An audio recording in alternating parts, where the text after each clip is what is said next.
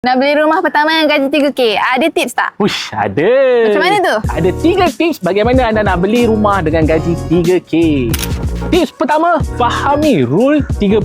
Rumah yang anda nak beli tu pastikan harganya ataupun ansuran bulanannya tidak lebih daripada 30% daripada gaji kasar. Formula dia mudah. So, daripada 3,000 tu, anda darabkan dengan 30%, maka ansuran bulanan anda hanya 900 saja. Tips yang kedua adalah faham tentang cara nak kira debt service ratio yang mana bank gunakan untuk nak tahu kelayakan anda. Anda hanya perlu ambil jumlah komitmen yang ada dan bahagikan dengan jumlah pendapatan bersih anda. Kemudian darabkan dengan 100. Dan pastikan DSR tersebut tidak melebihi 60%. Kalau lebih daripada 60%, loan anda tak lulus. Tips yang ketiga, adakan duit lebihan daripada harga rumah yang anda nak beli tu. Contoh, 15% ataupun 20% daripada harga rumah tersebut supaya anda boleh nak cover deposit rumah ataupun kos-kos tersembunyi yang kita tak tahu.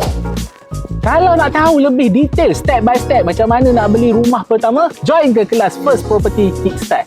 Tekan link di bio untuk daftar.